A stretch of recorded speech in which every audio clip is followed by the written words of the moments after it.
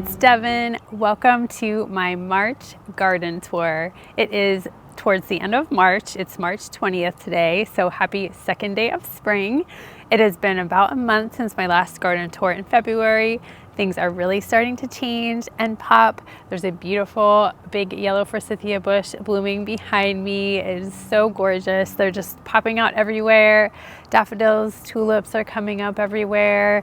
Some cherry blossom trees are starting to bud, some tulip trees. Just so pretty to drive around right now and see all of the pretty things. So I'm going to take you around my yard and just show you what's popping up in my yard and see how things are progressing here in very early spring. We're going to start over here in my main flower bed where I always like to start, and maybe you can see that we have a lot of fresh mulch laying down in the beds. We did this past weekend. I think it looks amazing. My boys worked super hard. I have a 16-year-old and a 14-year-old, and they shoveled all day and laid out mulch for me. I helped by smoothing things out and worked on a bed over on the other side of our house that needed some repair. And my daughter helped a little bit with weeding. I did not get any footage because it was just me and the kids, and we were working so hard. I just couldn't take the time to take any good video or pictures, sadly, but they did an incredible job. I am so proud of them.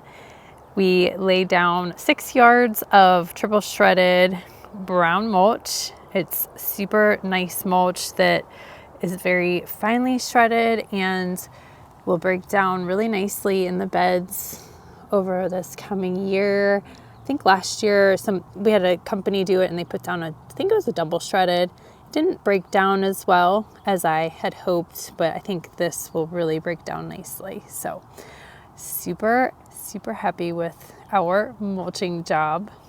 And we just have lots of things popping up in all kinds of places. Not a whole lot of color yet, but we do have some yellow daffodils blooming and a lot of tulips popping up. And I think I'm just now seeing my first bud forming right in there. So lots of tulips on the way. I have them kind of lining this whole border here, the edge behind the boxwoods, except for right here I do have some allium. This is a purple sensation allium, I believe, and my plan for next year is to disperse that allium all throughout this bed evenly, and then also add in some Globemaster allium so that this whole edge of this border right here is lined in the larger Globemaster allium and the smaller purple sensation allium, and then some tulips intermixed in with all of that. I think will be very pretty for next year. I'll just walk you down here quick and show you I'm getting some nice buds on my hydrangea. This is the Limetta hydrangea. Some nice leaves right there, little points of growth that are starting to pop out. These do bloom fairly early, usually end of May into early June. And an entire bed filled with daffodils over here looking super bright and cheery. It's kind of a mixture of I would say more mid-blooming daffodils. They come out a little bit later than some of the ones you see super early. And they have these beautiful yellow flowers, and then they're also a mixture of white. Or, well, maybe not white, but maybe more of a creamy yellow, I would say. Pale yellow. So the pale yellow comes out a little bit later than the bright yellow, which is kind of fun and nice to lengthen the season a little bit. So lots of pretty flowers coming on their way. And I have some Globemaster allium in here. I'm going to be moving these also and just scattering them throughout this whole area. I kind of put them in a circle there. I think I was thinking I would have a fountain by now and it would kind of surround, or not a fountain, a bird bath, and it would kind of surround the bird bath. But I still have not found a bird bath, and I think I like the idea of just kind of scattering them throughout this area better. And I had sown some poppies all along here, winter sown some poppies in the snow, and I'm seeing a little bit of germination here and there, but not like I thought I would by this point. I'm not sure. It's my first year directly sowing them, so I don't know if that's on track, if it was a bust, if they're still going to grow. I am not sure. We'll see. Let's take a walk over in my main border and see what's popping up over here. And I forgot, I was going to give you a quick sneak peek of the color that I chose for my obelisks. So that will be coming. I'll be painting these a nice kind of sagey green color. Swing you over here. Try not to make anybody dizzy here. We have our derung boxwoods here along this side of the fence that are, I think, let's see, I think they're just beginning to put on a little bit of growth at the tips, looking pretty healthy after the winter.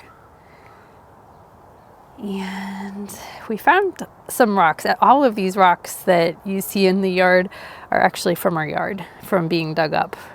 So this one, we kind of had them all in a pile and we just scattered them throughout the beds this weekend.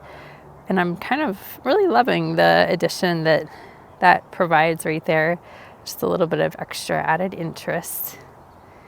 And then I have a lot more tulips on the way and some lilies coming up and some peonies. I just really love the way that the peonies look when they're first coming out with their red leaves.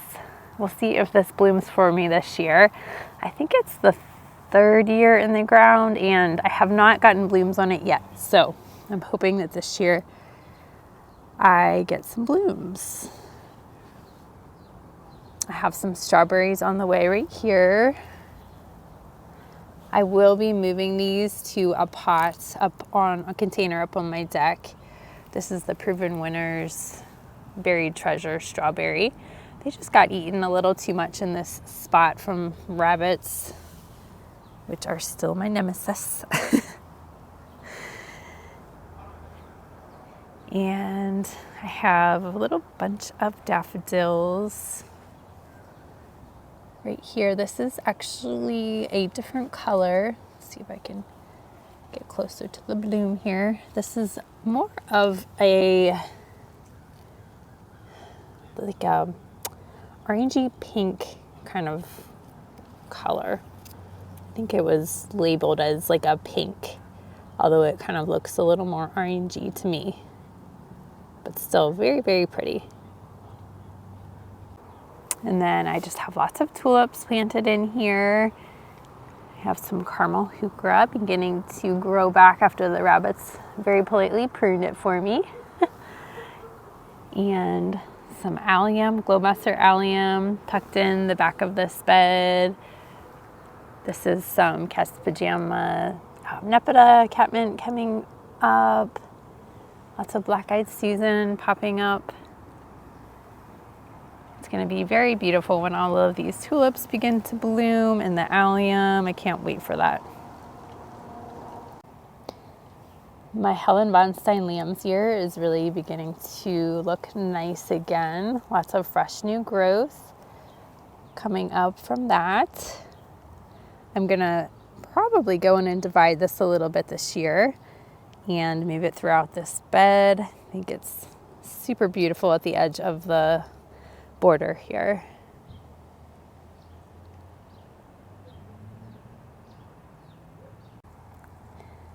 Another tulip bud showing. Exciting.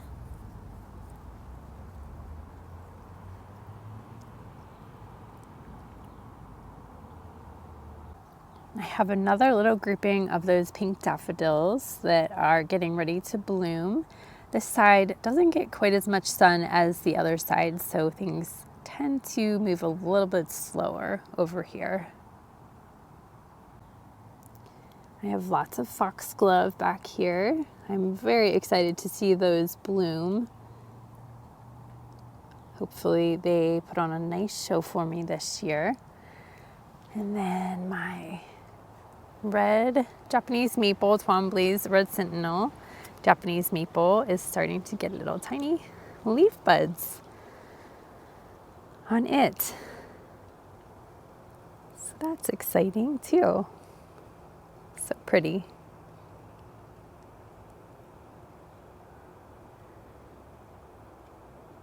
I went ahead and cleaned out my birdhouse this past weekend, so hopefully little birdies will begin making their home in there again very soon.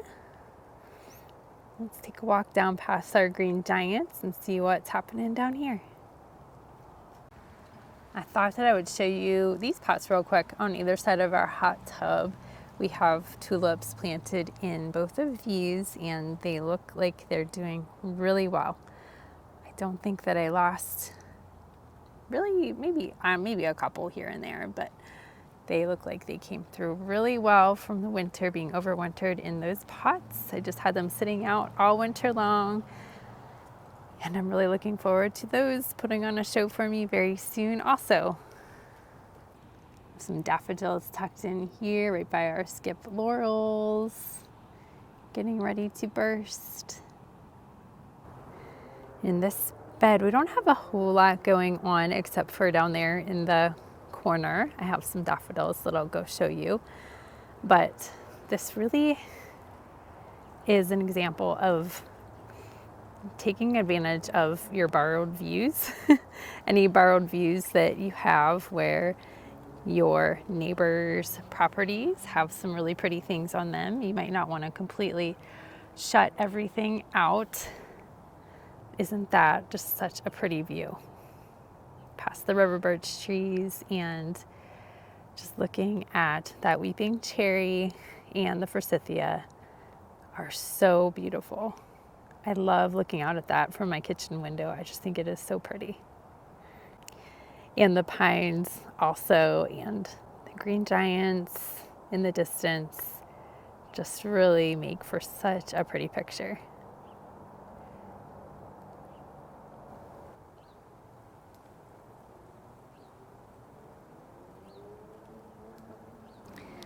And in this bed, we have this Autumn Brilliance Serviceberry that is beginning to really bud up and about to burst any day now.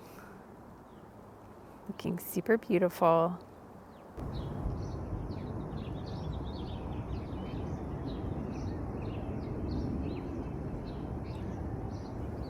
We added this large rock that was dug out when we had our gas meter replaced just a few weeks ago.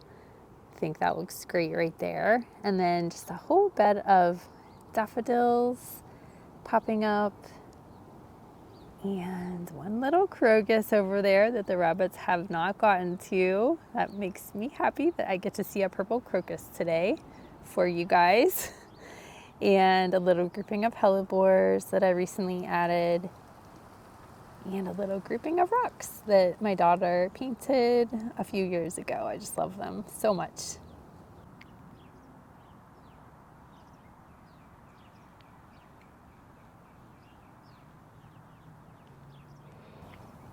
Down here, I also planted with you the last video, these Sweet Talker Viburnum,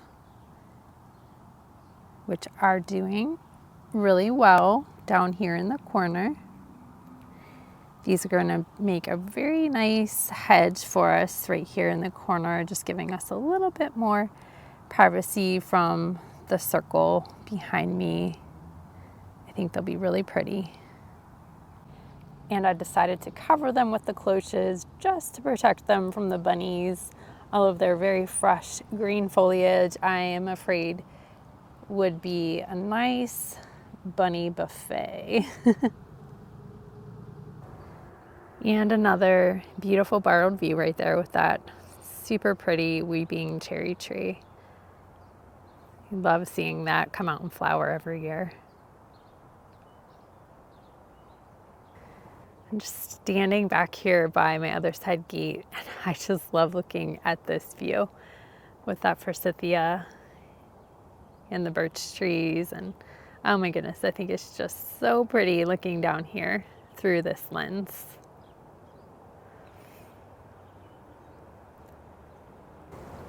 Down here in our Dragon Lady Holly bed, I just have a small little grouping of daffodils that are working their way to blooming, and a little grouping of sedum showing their pretty little heads. I love the way that sedum looks when they first start coming out of the ground. And I added this little trellis down here. I may move this sedum, but I think that I might like this here to grow up some vines for the growing season. I have a hard time using this trellis in pots because it is like bendy, so it doesn't stay in place in the pots. So it's really best for in the ground. So I'm trying to decide what I might want to put on that in that spot right there. Coming over to my left, I have a river of tulips that are going to be looking so pretty soon. And this is my other sweet talker Viburnum hedge. The same ones that I put in over there that I just showed you down in the corner by our serviceberry tree. And I have a few blossoms I can show you. These got these really pretty trumpet-like pink flowers that are supposed to be honey scented. I think I smell them a little bit. They look super cute and pretty down there. And I just wanted to talk about them for a second. So the reason that I chose to get the Sweet Talker Viburnum initially was a lot for their growth habit. I don't have a lot of room in my borders. I have a very small yard, so I'm always looking for things that grow tall but are relatively narrow. So the Sweet Talker Viburnum gets around 8 to 10 feet tall and 3 to 5 feet wide. My goal is to keep them more on the narrow side, like in that 3-foot range, by trimming them into a nice hedge and then keeping them topped out maybe around 8 feet. We'll see. It'll be quite a while until they actually reach that height. And then they are deciduous, so they will, well, I guess they're considered semi-evergreen. So if you're in a slightly warmer zone, they could hold on to their leaves all winter long. For me, they have been losing their leaves, but they could end up being an evergreen for you. And they do turn a very pretty like burgundy color in the fall. And then in the spring, I just showed you, they can get these really pretty pink flowers, which was another big appeal for me. So I went ahead and ordered 5 more for the corner down there, and I hadn't really seen these ones that I just put in last year bloom for the springtime yet, assuming that they would put on a big bloom show. Well, I've been watching them very closely, and I had mentioned this in my other video, but I listened to Jenny at Creekside Nursery talk about hers, and she said that hers bloomed really nicely even though they lost all of their leaves for the winter. So I keep thinking that I'm gonna see flowers, but I think that what happened was the flowers, the blossoms formed so early because they're very early blooming that the blossoms got hurt by the cold, and they actually are like shriveling up and dying and not blooming. So kind of a mistake. I should have seen exactly how they perform before I went ahead and bought, all of these Sweet Talker Viburnums. Am I completely upset about the fact that I got them for these hedges? No, I'm not, because it is really hard to find a plant that is like that size specification where it's tall but narrow. And I think that they still will offer a lot of beauty with their broad leaves and the show in the fall with the burgundy leaves. And then I feel like I'm just gonna have to wait and see how they do each spring. Maybe they will perform better some years than others. Maybe this first year just isn't a good, gauge of how they're actually going to do. So I have to admit that I was a little bit bummed once I realized that, but still hopeful that maybe other years will be better. And I'm still not completely regretting my decision, because I think that they will be a really nice green backdrop for these spaces. And I wanted something that wasn't necessarily evergreen all year long, just to create a little bit more of an open feel, not completely boxing us into the yard. So that's my little spiel on my Speed Talker Viburnums, and we're just gonna have to see how they end up doing over the years, and I'm not gonna lose sleep over it. Coming out on the other side of our gate, we have some hydrangeas that are not doing anything yet, and a big loropetalum that will be blooming soon. And we went through and we fixed this bed that had been destroyed from having our gas meter replaced. We're in the process of fixing our grass right here. And this Weigelia we had to cut all the way back because they had to work here at the gas meter. But I'm seeing lots of new growth on it, so I actually think it'll be just fine. I think it needed a good rejuvenation prune anyway, because it's super old and kind of woody and wasn't looking the greatest. So I think that it probably did it a lot of good. And then this is just pretty open. I have lots of space to potentially plant some things in here. And I have another loropetalum that we put in just to kind of be consistent with the other one that was already here. That one, we will keep it about the height of the porch and keep them both trimmed. It's getting very breezy out. I hope you can hear me okay. And some hydrangea, some incredible hydrangea tucked in there. Nice rock we added. And our Jane Magnolia is starting to put on some buds, some blooms. That's gonna be looking so pretty very, very soon. Super excited about that. And then we have a patch of lambs that are really starting to pop up. Nandina that are still showing off their red foliage. And some tulips, which I am a little bummed about. This year they came in real spotty, especially right in here.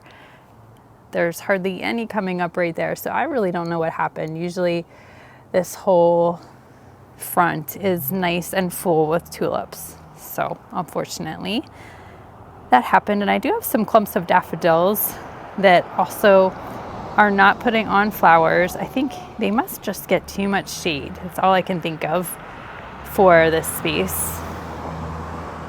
That's what's going on our front porch area. We do have another Autumn Brilliant Serviceberry in the front here. Some daffodils down by our mailbox that have yet to bloom. But these are also getting ready to burst. Look real pretty.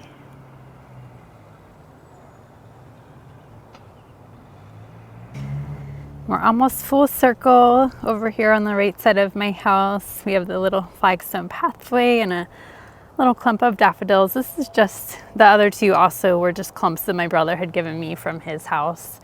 I think just, the basic daffodil.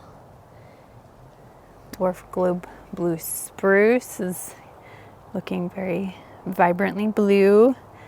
And this is a Merlot redbud that is starting to really bud up. So that's gonna look real pretty soon too. My roses that I trimmed with you a couple weeks ago are looking really good, putting on lots of new growth. Allium looking vibrantly green. This is the Millennium Allium along the border. Our Red Beauty Holly is also forming some blossoms. When this starts to bloom, the bees go all over it. Same thing with the dragon lady hollies. And I have some daisies down here. Daisies tend to be kind of evergreen for me. They don't really completely go away. And rhododendron that will look super pretty with kind of a pinky purpley bloom. And some more sedum down there.